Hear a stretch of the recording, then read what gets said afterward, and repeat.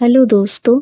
आज मैं आपको एक ऐसी कहानी सुनाने जा रही हूँ जिसका संबंध आत्माओं के अधूरी इच्छाओं से है। कुछ लोग जो इस दुनिया को छोड़कर चले जाते हैं, मरने के बाद भी उनकी आत्माएं अपनी अधूरी इच्छाओं को पूरा करने के लिए भटकती हैं। ऐसी ही एक कहानी मैं आपको सुनाने जा रही हूँ। कहानी की शुरुआत होती है देहरादून शहर के एक प्राइवेट डिटेक्टिव प्रकाश से। प्रकाश देहरादून का एक जाना माना डिटेक्टिव था। वो जो भी केस को अपने हाथ में लेता उस केस को सॉल्व कर ही देता था। लेकिन 5 साल से प्रकाश अपने गांव नहीं गया था जहां उनके बूढ़े माता पिता रहते थे। वह जब भी अपने माता पिता को कॉल करता और गांव आने को कहता तो उनकी बातों को वह टाल देते थे और कहते थे कि यहाँ की स्थिति ठीक नहीं है। वह इस बात को समझ नहीं पा रहा था कि उसके माता पिता उसे याद क्यों नहीं कर रहे हैं। वह एक दिन ठान ही लेता है कि उसे अपने गांव जाना है और पता लगाना है कि आखिर मांजरा क्या है, और वो अपने माता पिता को बताता है कि वो आ रहा है। बाद में उसके माता पिता भी मान जाते हैं, लेकिन वे यह शर्त रखते हैं कि वह जब भी गांव आएगा दिन में ही आएगा। गांव में पहुंचने के बाद वह अपने माता पिता से पूछता है कि आखिर कारण क्या है उसे गांव में नहीं बुलाने का।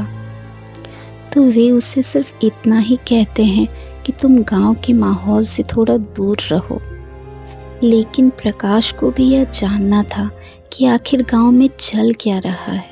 इस बात का पता करने के लिए वह अपने दोस्तों से मिलता है। पहले तो उसके दोस्तों ने भी इस बात को टाला, पर बार बार पूछने पर उनके दोस्तों ने उसे बताया, हर रात 9 बजे उनके गांव में एक प्रेत आता है। इसके डर से गांव के सभी लोग अपने घरों को बंद करके 9 बजे से पहले ही सो जाते हैं। उन्होंने यह भी बताया कि वह प्रेत जिसे भी जगा हुआ देखता है वह उसे मार डालता है। चूंकि वह एक डिटेक्टिव था तो इन सब चीज़ों पर विश्वास नहीं करता, और उसने सोचा कि इन मामलों के तह तक वह खुद ही जाएगा। उसी रात को वो गांव के एक बरगद के पेड़ के ऊपर काला कंबल ओढ़कर छुपकर बैठ गया और 9 बजने का इंतज़ार करने लगा। धीरे धीरे गांव के घरों की सारी बत्तियां बंद हो गई।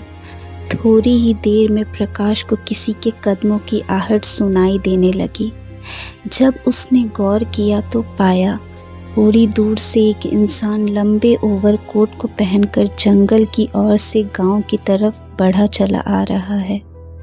जैसे ही वह इंसान पेड़ के नज़दीक पहुंचा तो प्रकाश ने देखा वह कोई इंसान नहीं बल्कि एक जीता जागता नरकंकाल है। उसे अपनी आंखों पर विश्वास ही नहीं हो रहा था। थोड़ी देर इधर उधर देखने के बाद वो नरकंकाल हर घर में जाकर झांकने लगा और धीरे धीरे वह गांव की लाइब्रेरी की ओर चला गया। उसने पूरी रात उस नरकंकाल के लाइब्रेरी से लौटने का इंतजार किया, लेकिन कोई नहीं आया। जैसे ही सुबह हुई उसने ये सारी बातें अपने दोस्तों को बताई। अगले दिन प्रकाश और उनके दोस्तों ने यह तय किया कि क्यों ना उस जंगल में जाकर देखा जाए ताकि इस राज के ऊपर से पर्दा उठ जाए। लेकिन जंगल में जाने के बाद भी उन्हें नाकामयाबी ही हाथ लगी। फिर प्रकाश ने यह फैसला किया कि वह उस नरकंकाल का लाइब्रेरी की ओर पीछा करेगा और अपने दोस्तों को कह दिया कि वो इस बार अकेले ही उसके पीछे जाएगा ताकि उनके दोस्तों के ऊपर कोई खतरा न आए। पिछली रात की ही तरह प्रकाश उसी पेड़ पर चढ़कर बैठ गया और उस नरकंकाल का इंतज़ार करने लगा। जैसे ही समय बीता वह नरकंकाल फिर से उस गांव में वापस आया और लाइब्रेरी की ओर जाने लगा। जब प्रकाश को यह लगा वह नरकंकाल थोड़ी दूर चला गया है तो वह पेड़ से उतरा और दबे पैर उसका पीछा करने लगा। लाइब्रेरी के पास जैसे ही वो नरकंकाल पहुंचा, वह दरवाजे के आर पार होकर लाइब्रेरी के अंदर चला गया। प्रकाश ने दरवाजे को खोलने की बहुत कोशिश की, पर दरवाज़ा नहीं खुला। वो दरवाजे को तोड़ भी नहीं सकता था, क्योंकि उसे डर था कि वो नरकंकाल उसकी आवाज़ न सुन ले। वो हैरान परेशान घर लौट गया। अगले दिन वो लाइब्रेरी के केयर टेकर से मिलने गया, जो हर रात लाइब्रेरी में ही सोता था। जब उसने उस केयर टेकर से बात की तो उसने बताया कि वह जानबूझकर सोने का नाटक करता है, क्योंकि उसे लगता है कि वह नरकंकाल उसे मार देगा। तब डिटेक्टिव प्रकाश ने यह तय किया कि आज रात लाइब्रेरी में केयर टेकर की जगह पर वह सोएगा। हर रात की ही तरह नरकंकाल लाइब्रेरी में फिर से आता है। लाइब्रेरी में घुसने के तुरंत बाद वह नरकंकाल यह देखता है कि केयर टेकर सोया है या नहीं। प्रकाश को सोए हुए देखकर वो वापस लाइब्रेरी के दूसरे कमरे की ओर रुख करता है। प्रकाश भी थोड़ा रुककर धीरे धीरे उसका पीछा करने लगा। उसने देखा कि दूसरे कमरे में वह एक अलमीरा के सामने कुछ देखने की कोशिश कर रहा है, पर थोड़ी ही देर बाद वह आग बबूला होकर पाँव को जमीन पर जोर जोर से पटकने लगा और वहीं से गायब हो गया। यह देखकर प्रकाश को कुछ समझ नहीं आया। जब उसने अलमीरा के पास जाकर देखा तो उसने देखा अलमीरा को एक धार्मिक धागे से बांधा गया है। यह देखकर वह समझ गया उस धागे की वजह से यह अलमीरा के पास आकर भी कुछ नहीं कर पाया, और हो ना हो राज इसी अलमीरा के अंदर है।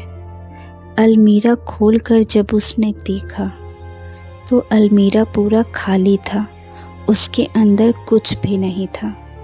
उसने अलमीरा को बंद किया और उस धार्मिक धागे को वापस से बांध दिया। दूसरी रात वो वापस से लाइब्रेरी में सोने गया और पिछली रात की ही तरह वह उस अलमीरा के पास जाकर गायब हो गया। प्रकाश पिछले दिन की ही तरह फिर से उस अलमीरा के पास जाता है, लेकिन इस बार उसे पहले से ही पता था उस अलमीरा में कुछ नहीं है। तो वो अलमीरा को अपनी जगह से हिलाने की कोशिश करता है। अलमीरे को अपने जगह से हटाते ही उसे दिखता है कि अलमीरे के नीचे ज़मीन पर एक तहखाने का दरवाज़ा है। वो अपनी एक टॉर्च लेकर तहखाने की ओर चल पड़ा। उसने अपनी सुरक्षा के लिए अपने साथ एक पिस्तौल भी रखी थी और साथ में उसके गले में एक भगवान की एक माला भी थी। अंदर जाते ही उसने देखा तहखाने के अंदर बहुत सारा पैसा मौजूद है। पैसा देखकर उसे समझ ही नहीं आया कि इतना सारा पैसा तहखाने में क्या कर रहा है। थोड़ी देर और छानबीन करने के बाद उसने देखा दीवार पे एक दरार सी मौजूद है। दरार के अंदर झांकने पर उसने देखा कि दरार के अंदर कुछ मौजूद है और वहां से बदबू भी आ रही थी। पास में ही एक फावड़ा मौजूद था। उसने फावड़े से दीवार को खोदना चालू किया। थोड़ी देर में उस दीवार को खोदने के बाद उसने देखा दीवार में एक लाश मौजूद है।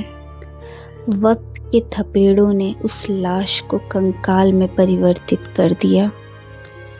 जैसे ही वह आगे कुछ समझ पाता, अचानक से उसे महसूस हुआ उसके पीछे कोई खड़ा है। पीछे मुड़ने पर उसने देखा गांव का जमींदार और उसका मुखिया उसके सामने खड़ा है। जमींदार के हाथ में बंदूक थी। दरअसल यह लाइब्रेरी जमींदार की ही थी। जमींदार ने पूछा, तुम मेरी लाइब्रेरी में इतनी रात को क्या कर रहे हो? इस बात पर प्रकाश ने वापस से पलटकर पूछा, इस तहखाने में यह लाश क्या कर रही है और इतना सारा पैसा यहाँ छुपाया हुआ क्यों है? यह सुनते ही जमींदार हंसने लगा और बोला, क्योंकि तुम मेरे राज को जान गए हो तो तुम्हें भी मरना होगा। जमींदार ने बोला, ये जो लाश तुम देख रहे हो ये उसी आत्मा की लाश है जो हर रात गांव में भटकती है। जमींदार बताता है कि वह पूरे गांव का पैसा हड़पना चाहता था। इसमें उसका साथ मुंशी भी दे रहा था। दोनों ने मिलकर प्लान बनाया और गांव के ही बैंक से पैसे चुरा लिए और उस पैसे को यहाँ छुपा रहा था। उसी समय गांव का एक चोर जिसका नाम राजू था, लाइब्रेरी में चोरी के इरादे से वहां आया था, लेकिन उसने जमींदार और मुंशी की बातें सुनी और उसने उनका पीछा तहखाने तक किया और एक बड़े बक्से के पीछे छुप गया। लेकिन अचानक से हड़बड़ाहट में बक्से के ऊपर रखा जग गिर गया। आवाज़ सुनते ही जमींदार और मुंशी समझ गए थे कि बक्से के पीछे कोई छुपा हुआ है। पास जाने पर उन दोनों ने राजू को देखा। राज ना खुलने के डर से उन दोनों ने मिलकर राजू को मार डाला और उसे इसी दीवार में चुन दिया और पूरे गांव में ये बात फैला दी कि राजू ने गांव के बैंक से सारा पैसा चोरी कर यहाँ से भाग गया। ये जानते ही प्रकाश यह बात समझ गया कि वह आत्मा अपनी मुक्ति के लिए भटक रही है। प्रकाश ने उन दोनों की सारी बातें उसके पास पड़े एक छोटे से टेप रिकॉर्डर में रिकॉर्ड कर ली थी। अभी जमींदार उस पर गोली चलाने ही वाला था। उसने भी अपने बचाव में दोनों के ऊपर अपनी पिस्तौल तान दी, लेकिन तभी वो नरकंकाल तहखाने में आ जाता है और उन दोनों को मारकर अपना बदला ले लेता है और फिर वो वहाँ से गायब हो जाता है। अगले दिन पूरे गांव वालों को सारी सच्चाई पता चल जाती है और सभी मिलकर राजू का अंतिम संस्कार पूरा करते हैं। उस रात भी सभी लोग फिर से 9 बजे से पहले ही सो जाते हैं, इस डर से कि वो वापस ना आ जाए। लेकिन उस रात के बाद वो नरकंकाल कभी वापस नहीं आया। आशा करती हूँ आपको ये स्टोरी पसंद आई होगी। ऐसी स्टोरी सुनने के लिए वीडियो को लाइक करें, चैनल को सब्सक्राइब करें। Thanks for watching.